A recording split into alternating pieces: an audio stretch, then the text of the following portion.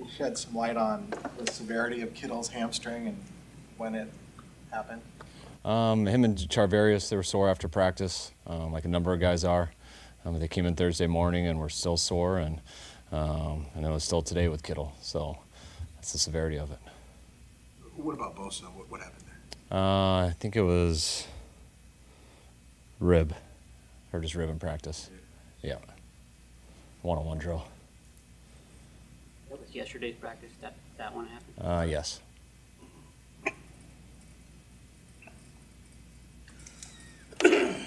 Now, based on what you've seen from Jacob Cowing, do you think he's ready for a bigger role?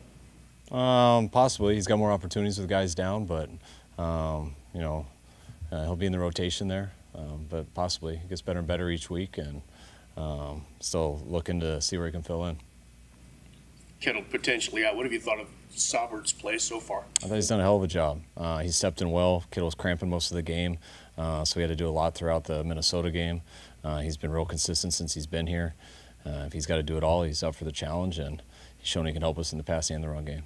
What intrigued you about him when you acquired him in the first place? What did you like about him? Just the all-around player he is. I mean, Charlie and Dwelly had been here for a while.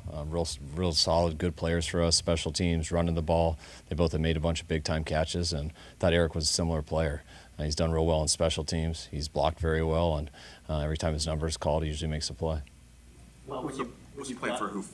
Go ahead. when you've got back-to-back artificial turf games, I know you don't want to be all worried about them, but you almost have to treat that set a little differently in the middle of the season? Not really. I mean, each turf field's different, so you don't compare them all the same. Some can be a lot worse than others, but you look more into things when you have a short week, stuff like that, when you have a lot of guys down, and you got to be careful about when you practice just because of the numbers you have out there. But back-to-back turf games never comes in my mind. What's the plan for Talen Noah? Will he have a snap count limit, or are you just going to full go? We'll play it out as it goes. He's prepared for the game, and we'll keep an eye on him throughout it and see each series how it works out. You will start? Not sure yet. When will you do? Pre-game, during the national anthem. How many times have you asked Nick Bosa for book recommendations? Not many. My wife follows him on whatever one of those things is, probably Instagram. And she was telling me all summer how he was reading books and stuff, and I decided one day I needed to read one, so I texted him and asked him which one he recommended since he'd been on top of all of them, and gave me some good advice. Do you remember what book it was? I don't remember the name of it, but it was an audiobook. I get most of my reading done listening on car rides in and car rides home. A couple more guys. What kind of relationship do you have with McVay? Are you guys friends? Are you rivals? And will you talk to him on the field before the game? What kind of dialogue do you guys got? Yeah, I love Sean. Sean's an awesome dude. I don't talk to really anybody before games. I mean, I come out there late. We knock out our pregame, then I go back in and get ready for our game. So it's not really much of a social event for me before games. But Sean and I, we were friends from back in the day, and I usually get to see him at owners' meetings that's where we'll hang out the most, lunch, have drinks together, stuff like that. But, when it comes to friends and stuff, it's, we work a lot, both of us. We both have families, so there's people you're friends with your whole life, but it's not like we're texting and hanging out throughout a season together, which would probably go the case with all my friends. How well do you know Chris Shula?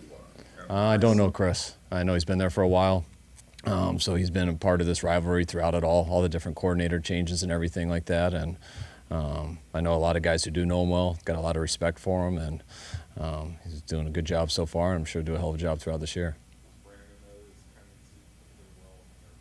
I mean, they know each other real well. But, just with him, he's called 2 games, so I don't think he has tendencies yet. But those are the stuff you like to work out and find out throughout the year. Lots of tape that we watch. It's the same scheme, but, everything but 2 games we're watching is Raheem from the last couple of years. It was Staley before that. So the schemes are all the same, but those tendencies and the personality you usually kind of figure out as the season goes.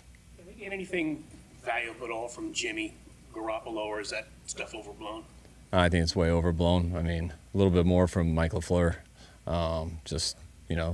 You know, that started last year though. But no, not that much. Yeah, good. All right, thanks guys.